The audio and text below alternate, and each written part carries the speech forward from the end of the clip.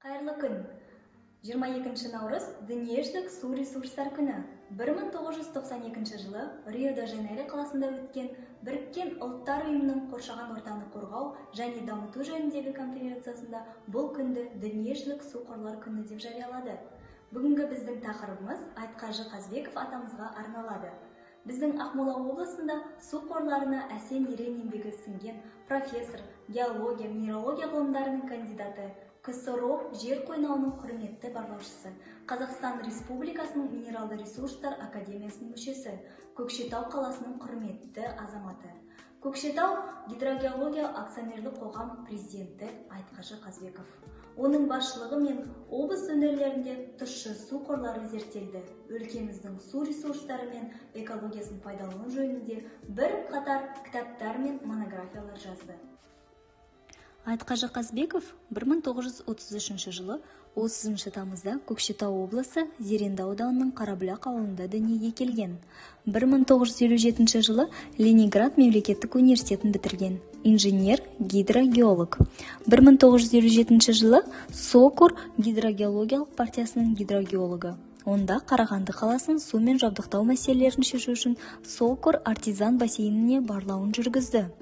1960 жылы Солтүстік Қазақстан гидрогеологиялық экспедициясының гидрогеология партиясының бастығы Көкшетау қаласы. 1964 жылы Солтүстік Қазақстан гидрогеологиялық экспедициясының бас инженері болды. 1978 жылы Солтүстік Қазақстан Синегор гидрогеологиялық экспедициясының бастығы болды. 1994 жылы Көкшетау гидрогеологиялық акционерлік қоғам президенті. 1960 жылдан 1966 жылға дейін Ақмола және Солтүстік Қазақстан облыстарының аумағында ауыл шаруашылық объектілерін сумен жабдықтау мәселелерін шешу үшін жер асты суларын барлауға қатысты. 1966 жылдан 2000 жылдың шілде айына дейін гидрогеологиялық, инженерлік, геологиялық және ғылыми жұмыстардың барлық кешенін басқарды. Еңбек жетістіктері үшін еңбек қызыл ту орденімен, ерен еңбегі үшін тың жерлерді игерген үшін медальдармен марапатталған. Көкшетау қалалық халық депутаттарының кеңесінің 3-ші шақырылымының депутаты 1979-1987 жылдарға дейін болған. 2000 жылдың республикалық маңызы бар зейнеткер, Грачевск уран кен орнының алғашқы ашушысы. Сонымен қатар, ол Бурабай 21 ғасыр қарсаңында ресурстарды қорғау және ұтымды пайдалану және тағы да басқа кітаптардың авторы болған. Ал енді Айтқажы атамыздың жұбайы, жан-жары Шәмиш Әбілтайқызымен сұхбаттасуға аттанайық. Атамыз жайлы айта кетіңіз. Отбасында қандай болды ол кісі, әке ретінде?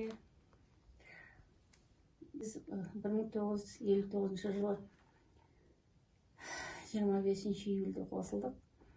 Қарағандыда бір жыл тұрып, сосын осында келдік. Маржан деген қызымыз туды Қарағандыда. Содан осы Көкшетауда тұрып, жұмыс істеп, туған туысымызбен араласып, елімізбен араласып, елімізге қызмет істедік. Ешқайда барғамыз жоқ, ешқандай мансапты қуғамыз жоқ, ешқандай ақшаны қуғамыз жоқ. Тек қана біздің мақсатымыз елімізді көркейтейік, елімізді сумен қамтамасыз етейік. Енді өте мәдениетті, ақылды, адамды сыйлау білетін, тәрбиелі адам болатын.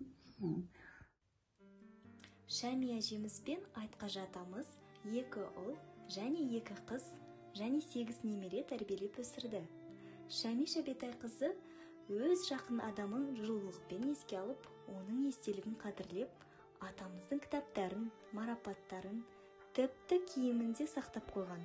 Сұхбаттасу кезінде бастан өткен қызықты кездермен де бөлісті. Сосын уақыт епкі ешқандай кіріспейтін. Оның тек қана жұмысы, сосын жұмыстан кейін де келіп жұмыс істейді. Үйде не бар, не жоқ, не керек, оны ештеңе білмейді. Тек зарплатасын әкеп береді. Қалғанына түні күні қонақ келсе, әкеле береді 5-6 кісіні. Сенің үйінде не бар? Мен қарсы аламын ба жоқ, оны білмейді, сұрамайды. Сосын келгеннен кейін мен енді уже білемін, оны сондай екен. Мен енді оны күлі ондай дайындап отырам. Келгеннен кейін тез. Или болмаса, әбетке келгенде директор совхозда жұмыспен келеді. Ал жүріңдер біздің үйге шай ішейік деп алып келеді. Балаларыма ризамын. Ой, Айтқажының баласы ғой деп, бұның мұндай болатын неңіз бар деп қарсы алады. Онан қалды немерелерім де жаман емес. Өзі 8 немеремді өзім оқытып тәрбиелеп шығарғам. Соларға арқасында міне осындай болып отырмын. Ризамын балаларыма, батамды беріп отырмын. Тек қана аманшылық болсын. Артымда ұрпақтарым сендер аман есен қалыңдар. Рахмет, үлкен. Енді атамыз көрмеген нелеріңізсіз көрініс, аман болыңыз. Нұр құйып ерек жаныма, алыста қалған айлары, шақырды мені тағы да Зеренді қарағайлары. Деп жырлаған Зеренді ауданы Көктерек ауылының тумасы Қорғанбек Аманжол атамыз жырлағандай Айтқажы Қазбековтің өнегелі өмірі жайлы толғамды сыр шертті. Өзінің артына көрнекті іс, өрнекті сөз қалдырған Көкшетаудың тұлғалы азаматтарының бірі Айтқажы Қазбеков ағамыз. Ол сонау қиын жылдарда оқып, жетімшілік көріп, бірақ өзінің еңбегімен талпынып, қияға самғап, Ленинград қаласынан жоғарғы оқу орнын бітіріп келді де, қалған бүкіл саналы еңбегін еліне, халқына, өзі туып өскен Көкшетауына арнады. Қазіргі Көкшетау қаласының ішіп отырған суының өзі, мәселен, Айтқажы Қазбеков ағамыздың тапқан көздерінен алынған. Ал енді Көкшетаудың минералды суын Көкшетауда шығып жатқан елдің бәрі біледі. Сол суды да, сол су көзін де Қошқарбай Кеңеткөл маңынан тапқан осы Айтқажы ағамыз. Айтқажы ағамыз әдебиетпен де, тарихпен де айналысты. Ондаған кітаптар шығарды.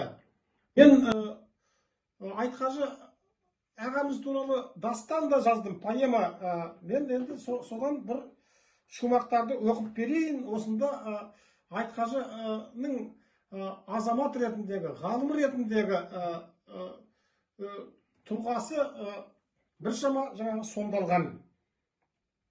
Ісі мен ізгілігі ірі болған, ішінде аялаған сыры молдан, Жампозды Айтқажыдай кім білмейді, көкшеде көркем ердің дүрі болған, жасынан тұнық судай арманы мен бұлақтай сылдыраған алға кілең, қыр асып, қырат басып, қиындықта бойдағы сусындаған жан нәрімен, елжіреп ет жүрегі елі десе, орман, тау, өзен мен көлі десе, асығы алшысынан түсер еді, табиғат несібесі кемемесе, көкшенің жандай сүйіп көк орманын, көркінің қаламады тоналғанын, көлінің қаламады суалғанын, кепиет киесінің жоғалғанын, көзінің қорғағандай қарашығын, қорыды табиғаттың бар асылын, жорыған жақсылыққа зеңгір көкпен жетіғат жер астының жарасымын. Тұнық су тіршіліктің көзі деген, көз емес өмірдің нәқ өзі деген, келіспеу қиын болар сырадағы, ақиқат Айтқажының сөзіменен. Айтқажы ағамыздың ғылыми жолы осы біздің тарихымызды зерделеудегі жолы, қазақ тілі үшін осы жасаған күресі біздің кейінгі ұрпаққа үлгі болуы керек. Көкшетау тарихында, еліміздің тарихында Айтқажы есімі әрқашан жұлдыздай жарқырап жоғарыда тұра бермек. Ісі мен ізгілігі ірі болған, ішінде аялаған сыры молдан, Жампозды Айтқазыдай кім білмейді, көкшеде көркем елдің дүрі болған, деп ақын Қорғанбек атамыз жырлағандай, артына ұмтылмас мұра қалдырған есімі мен еңбектері еліміздің тарихында өшпес орын алады.